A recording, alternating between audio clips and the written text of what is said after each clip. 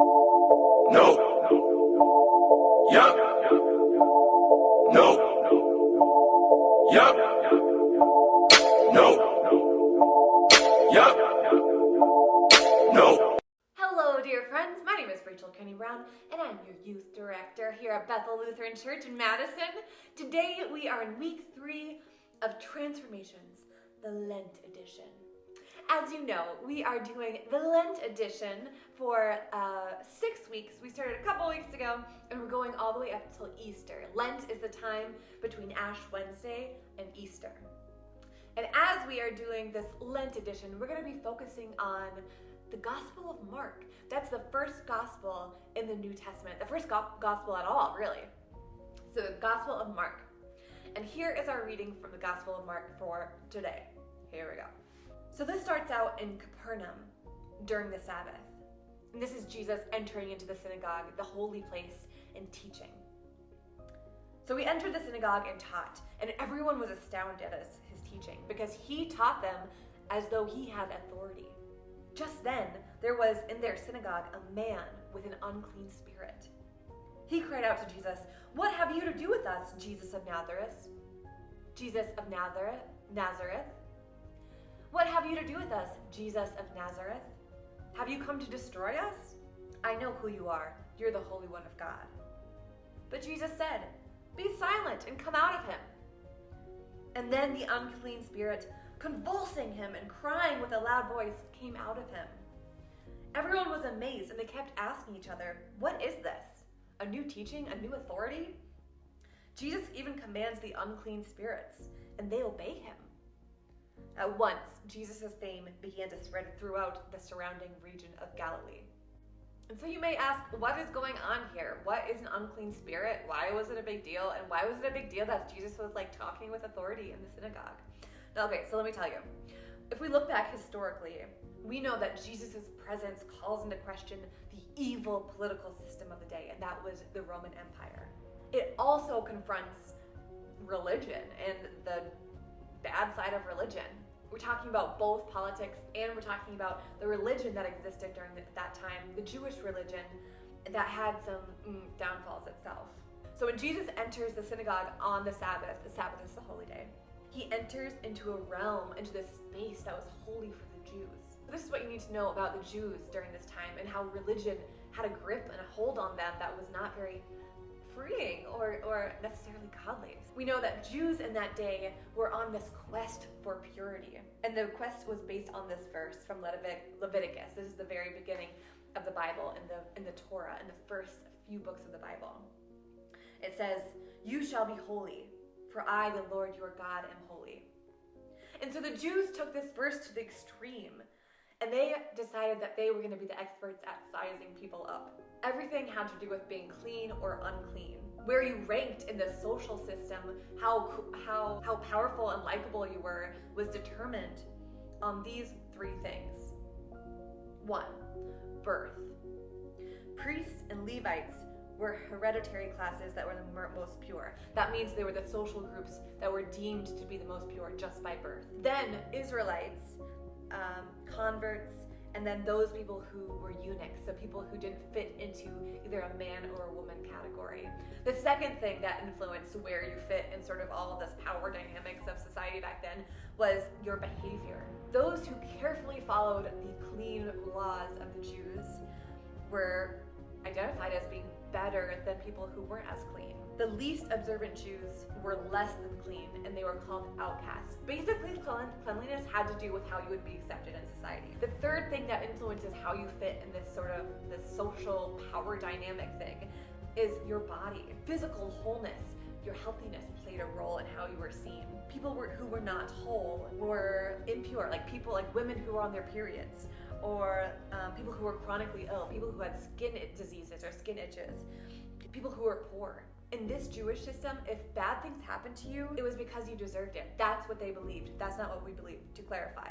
But that's what they believed, is if you were not accepted, if you were pushed out of society, it was because you didn't look right, your body wasn't healthy enough. It was because you didn't follow like all the rules. And that made them outcasts. So the idea here is that you gotta follow the system like down to the point, because if you're not clean, if you mess up in any way, you're designated a sinner. You're called a sinner, and then you're like pushed out. The more pure you were, the more important you were back in this day. The purest of the pure ran the synagogue. Jesus was interacting with this man who was an outcast. He was identified by the purest of the pure as being unclean. And so Jesus healed him. So this man was expressing some like pain and doubt and like just distress. And Jesus said, unclean spirits come out of him. Essentially, the idea here is that this man was struggling with something on his heart, and Jesus called that grossness out of him, that Jesus turned the bad stuff on his head and healed this guy. Basically, what's so radical here is that this setting, the synagogue, on the Sabbath is like, they're supposed to be the purest of the purest holy situations. And Jesus is like acknowledging and welcoming and like healing this person who came in who was like identified as being unclean and unworthy. This story is all about Jesus loving the people who in society were deemed untouchable. So as we look in history, we understand the context of this reading in Mark, and we see that the belief for Jews during this time was that disaster and death and illness and hardship and disease were ways that God would punish people for not being clean enough. People still hold that belief today, y'all. I know that back in 2010 when Haiti experienced this like awful earthquake where like so many people died, like 1/3 of all the buildings were like crushed. And there's this like preacher who goes on TV and it's like, Haiti did some bad stuff in the past and that's why God is punishing them with this earthquake.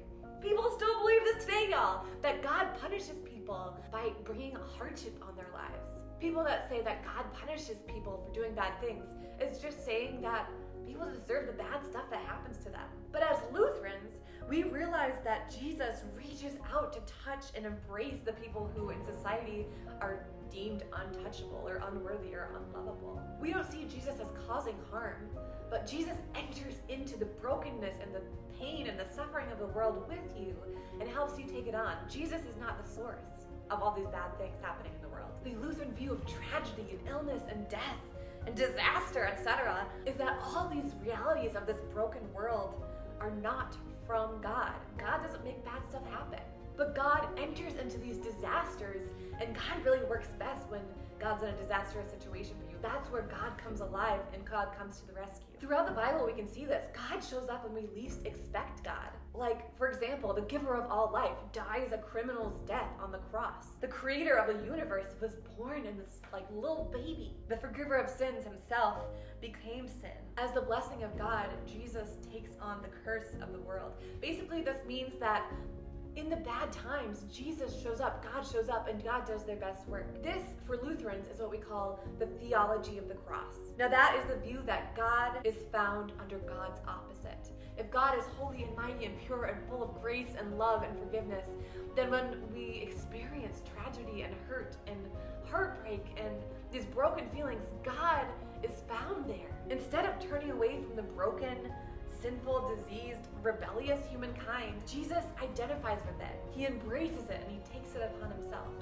So let's go back to the Mark reading, shall we? It says at this point when this person with an unclean spirit comes to the synagogue, he asks Jesus, he sort of shouts at him really, "What do you have to do with us, Jesus? Have you come to destroy us?" Now this phrase is like demonstrating what people are expecting from God. People who have unclean spirits, people who were pushed to the side as outcasts, we're expecting to be demolished, to be destroyed by God, by Jesus. There's a sense that when this guy speaks, he's sort of speaking on behalf of humankind when they're asking God, what are you up to? Are you here to punish us? So when Jesus came to town, mainstream Jewish religion was exposed. When people were constantly measured, found lacking, and labeled as some sort of loser, the end result was this inner darkness, this inner reality called shame. Guilt, on the other hand, has to do with doing something bad. When you do something bad, you can feel guilty about it. Shame has to do with the belief that I am bad. It's not that you do something bad. is the belief that I am bad. You internalize, you take on the feeling of guilt just in your nature about yourself. Shame is the feeling of being broken, defective, less than, worthless, a loser. This was the dark side of Judaism, and that's the dark side of our society today too, when we fall into the trap of believing these things about ourselves, about buying into the labels that people give us. That is not godly, but man, sometimes we get in our heads that's the way it is. This sucks the life out of people, especially those people who were deemed losers. When you feel like you're a loser all the time, it makes you want to give up on God. It's no wonder that Jesus had this confrontation with this person at the synagogue who was asking, Jesus, what are you up to? Are you going to come destroy us? Because it was exposing this sort of never-ending shame trip. Jesus called it out. In Mark, Jesus heals the whole person, mind, body, and spirit. He is the opposite of shame. He is the medicine you take when you're feeling shameful. He replaces the toxins, the bad stuff we've done, with the hope and the confidence and the newness that we experience when we know that we are forgiven and that we don't belong in the loser category, in the outcast category, because for God, there's no categories, there's no rules. There's no rules about being good enough or pure enough or holy enough. There's no rules about getting it all right for God, because you are always worthy, and Jesus came to show you that even in all the mess of life, God shows up in those messy places and tells you that you are worthy. That you're not a loser because God won for us. My friends, that is our devotion for today, and I can't wait to talk to you about shame and hope and worthiness and labels and God being with us in like the absolute worst sucky situations.